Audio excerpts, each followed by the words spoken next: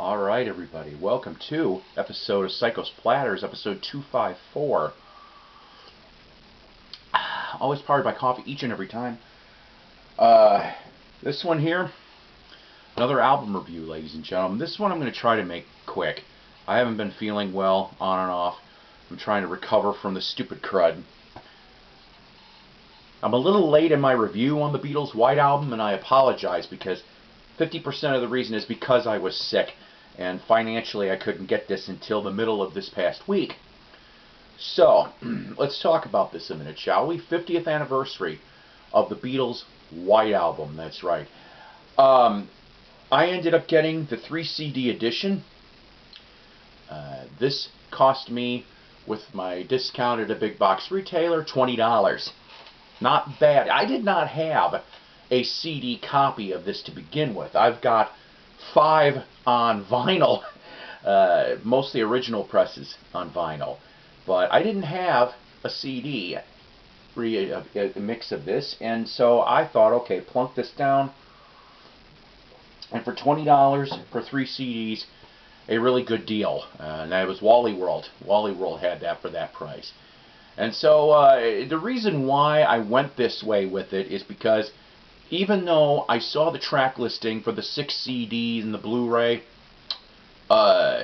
it's just money.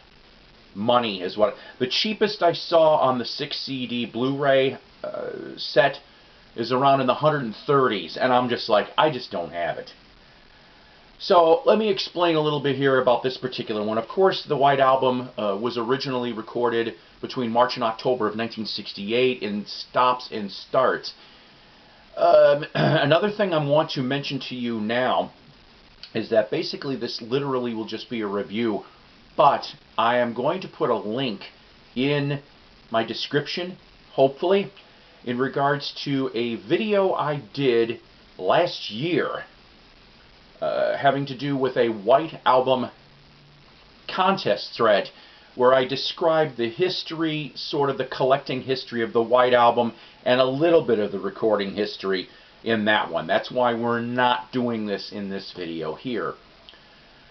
Saying this, in that Giles Martin, yes, I finally got it right, Giles Martin went and got a hold of these tapes, the 2 CD original album with the stereo remix from 2018 here. Giles Martin, I thought, did a really good job. And what I mean by that is that I went and listened to, of course, my vinyl. I do not have mono. I have stereo, of course, the regular US edition. And the mix on this here, it is more punchier. You can hear the drums a little bit better. Ringo was right on this one, too. Just like when Sgt. Pepper came out, the reissue from last year, the remix reissue. And he said, I can hear me drums. And he can do it again here too.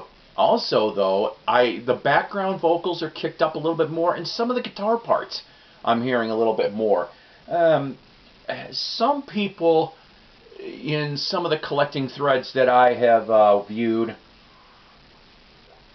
pretty much have said things like, you know, oh, this is a fantastic album, or they hated most of this because it appeared to be filler. In fact, saying that, George Martin at one point or another, I guess to the day of his death, went off and mentioned that the White Album should have been one album.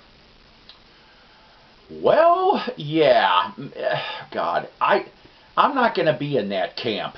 I'm not. The 30 tracks that are here, that are remixed and punchier, they sound better. You have a lot of the tracks, like I think it's 16 or 17 of the 30 tracks. You have all 4 Beatles working, you know, together. And then you have sometimes 3 Beatles, 2 Beatles, and then, like with John Lennon and Julia, you just have John doing his bit. I think, out of all honesty, I like the White Album for one big thing. It's back to basics approach. Now, what I mean by that is, you know, Sgt. Pepper was, of course, fully orchestrated. It was a little bit pomp and circumstance. It was a beautiful album, That's what they're gonna, be known for. That is their apex. But saying that, Magical Mystery Tour, even though that one was a really good album, was kind of sort of, it was a soundtrack. That's what it was. So it counts, but it don't count. Do you see what I'm saying on this? So to go from that step to the White Album, and that, like I said, it's back to basics on a lot of these tracks. A lot of it was written in India, and George shines as a writer on here. The third CD is the reason why I bought this, honestly. If that third CD of the Esher demos wasn't on here, I wouldn't have probably bought this. Seriously, because I wanted to hear this. The Esher demos is where George lived in May of '68. All four of them get together and flesh this, these demos out. And I'm going to tell you the truth. I love the damn demos. I really, really do. Knowing that, I kind of have, I don't know how many people out there are going to feel about this, but George started to shine as a songwriter during this stage. Am I the only one out there that thinks that Piggy shouldn't have been on the album and should have been replaced with Sour Milk Sea? I think that would have made it a slightly stronger album, honestly. What's New Mary Jane? That's kind of fun. It's kind of fun. Actually, that's on this demos too. Actually, I remember that they were almost going to put that out as a 45. It was assigned with an Apple catalog number. I cannot remember what the flip was going to be on it, but at the last minute they yanked that sucker out of there, and it never ended up, until Anthology 3. Now, 7 of these songs have appeared on Anthology 3, but some of the versions are a little different. I really like I said, as far as for the demos are concerned, I love it all, but being able to hear Sour Milk Sea, Child of Nature, which John would end up 2 years later, 2.5 years later, morphing it into Jealous Guy. It's pretty damn cool. Seriously, Circles is interesting, which of course Circles ended up on 1982 Gone Troppo George's album. Not Guilty is another one I think that should have been on there. Another thing, though, that, yes, even though you see that the Beatles are sometimes harmonious, sometimes breaking apart, George Martin leaving in the middle of the sessions, Ringo leaving the country for 2 weeks before back in the USSR, was recorded, just a whole bunch. Oh, who was the other one that Jeff Emmerich? Jeff Emmerich had enough for a while too. So you have all of this stuff going on. Even Paul went off and mentioned in an interview that, in a way, they're surprised that this might have been the album that broke up the band per se. They maybe would have never made Let It Be and Abbey Road in that order. They maybe never would have made those two. They almost cut themselves off here, and I'm just sitting here going, ugh.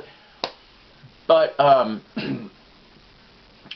so I highly recommend getting this if you are a Beatles fan. If you're a White Album fan, just hearing these demos is worth the price of admission. The other stuff is icing on the cake. Honestly, like I said, the punchier mixes, I love it.